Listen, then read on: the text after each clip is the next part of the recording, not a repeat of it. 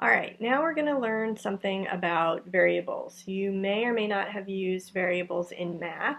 In math, they're usually represented as letters like X, Y, A, or B, and you're usually solving for a variable. So you might have something like 23 plus X equals 42, and your job is to figure out what X is. Well, in computer science, certainly you can use variables in that way, but we often use them to store and retrieve data. And data is simply information that we want access to programmatically in some way. So we're going to learn how to make and use variables, and we're going to start with something pretty easy, which is making a score variable for a game. So when you have a game, you usually keep score, and the way that you keep score, of course, is to start usually at 0 and increase your score by a certain amount depending on certain conditions. And as humans, of course, we do that quite naturally. Sometimes we have to write it down, but we can keep score pretty easily. When you're playing a computer game, often you keep score, and there's often a win condition, so that if you reach a certain score, you might win the game and the game would be over.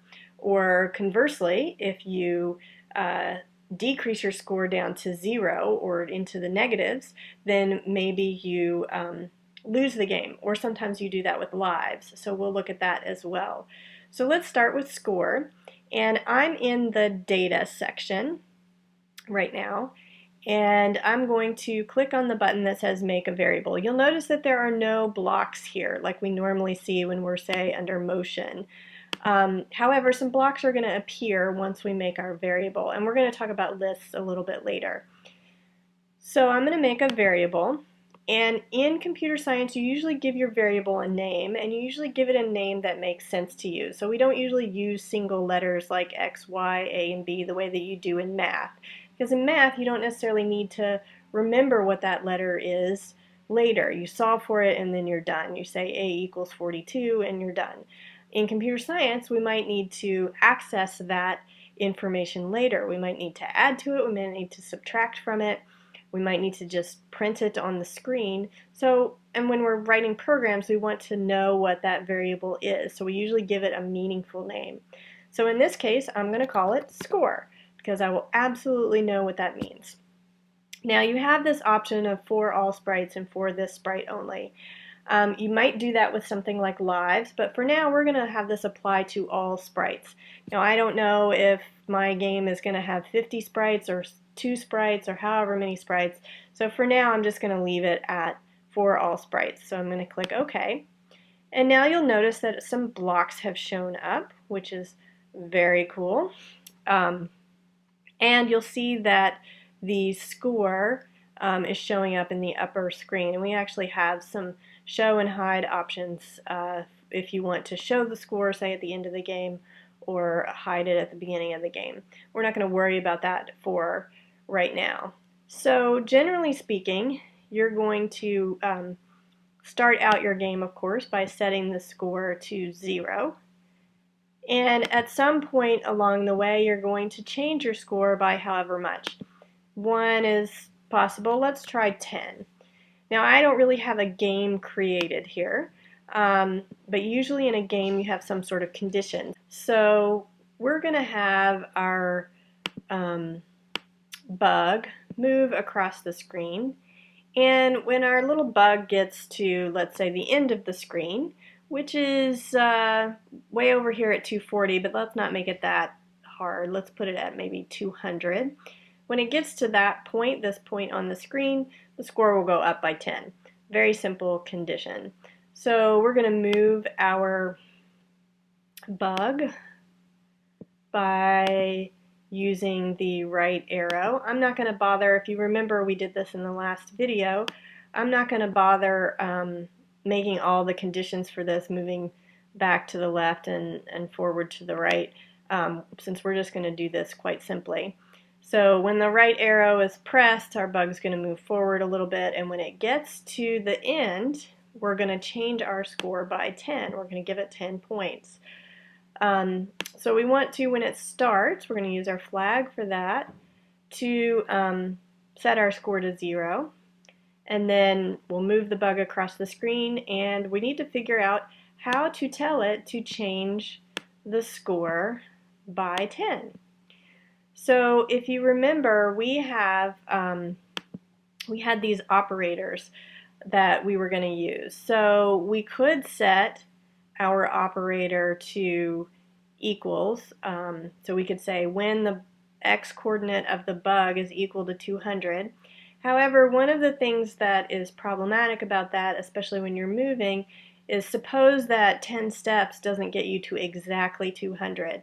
Then you're in a situation where it never really gets to 200, and you don't want that to happen. So what we're going to use is the greater than. So when it's greater than 200, whether that's by 1 or 10 or 50, doesn't really matter. It's going to increase our score.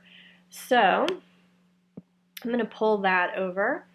And under control, you'll see some if, then, and if, then, else. Some wait until, repeat until, all kinds of possible solutions here. So I'm going to say if my score, and I don't have anything in here right now, and I'll show you how to do that in a second.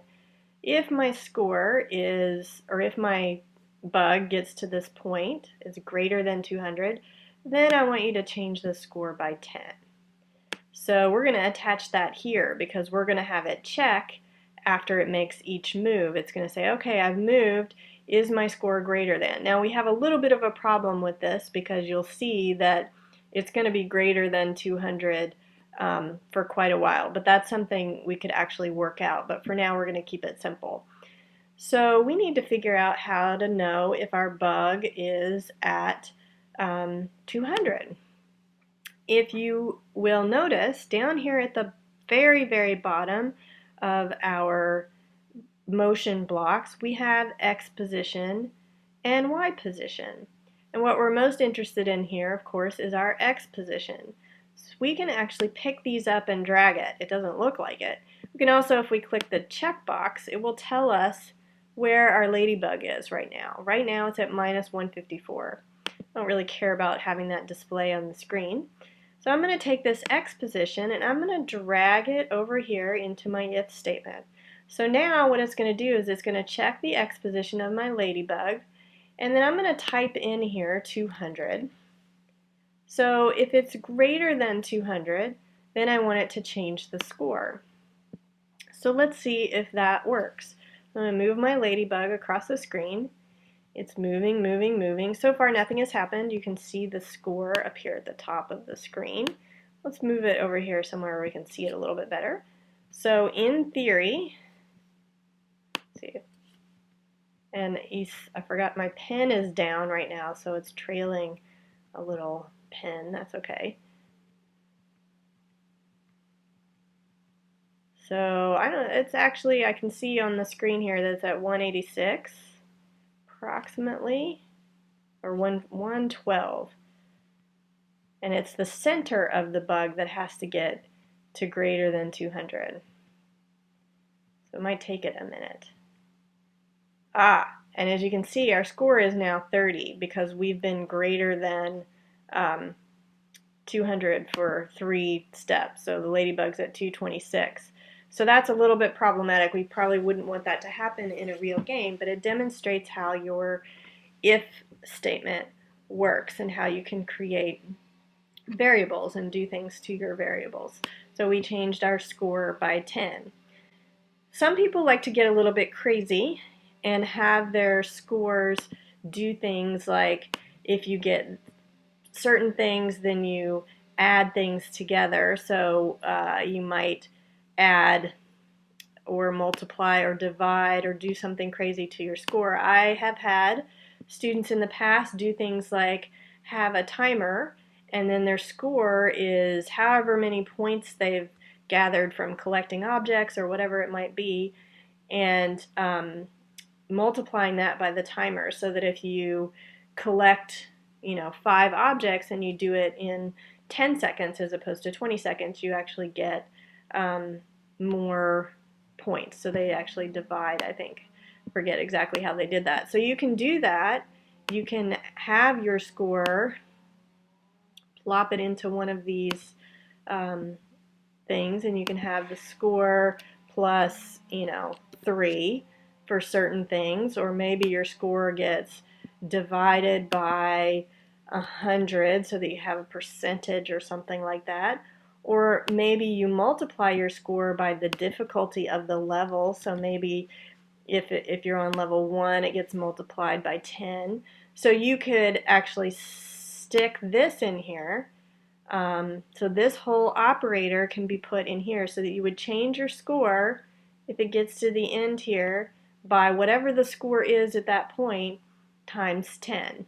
It could be a bonus round or whatever. So you can do some pretty complicated things with variables, even with just a simple score variable. So let's look at one more type of variable that you might use. Let's drag our ladybug back over here. So you can make another variable. I'm going to call this variable lives, which is another common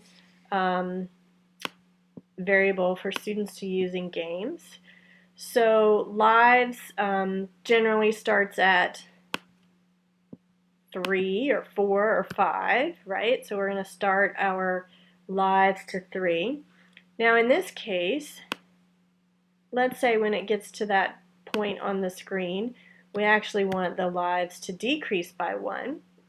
And another thing that we might want to do is we might want to say when our lives get to a certain point, and in this case an equals will work quite well, we want the game to be over. So if lives is equal to 0, then let's have our ladybug tell us that the game is over. You could also create a background. You could have the background change. I'm just going to do something pretty simple. So I'm going to attach this here. So what should happen is we're going to move across the screen. As it moves, it's going to check both of these if statements. It's first going to see if it's met the position. And if it has, then it's going to change the score, and it's going to decrease the lives. And let's just for fun, at the end of that, have our ladybug go back to its original position so that it has to start back across the screen again. So let's try this and see how that works. So I've clicked the flag to reset my score and my lives, and you'll see that I have on the screen the lives, the score, and the ladybug's position, so we can see how this all works. So I'm going to move my ladybug across the screen, leaving another trail. It's at minus 20, minus 10, so it's an even position. So it's going to hit 200. The nice thing about having it go back to the beginning is we won't have that problem that we had of it continuing to go. It bounces back. So it was a 170, 180, 190, 200, and there we go. And actually our score did not change. Oh, so does anybody see why? So our score was 0. I forgot to change this. Our score was 0 to start off with, so you definitely don't want to do that when you have 0. Alright, so let's give this a try. So we're going to move across the screen. You'll see we're at like minus something or other. So it goes, it goes, it goes, and it's at 100, 140, and it hit 200. Our score increased by 10. Our lives decreased by 1, and we're back at the beginning. So now we have to go across the screen again in order for our score to change. So there we go. We're down to 1 life, and now it tells us that the game is over. So that's some ways that you can use score and lives by using variables to help you decide how to create a win and lose option for your game.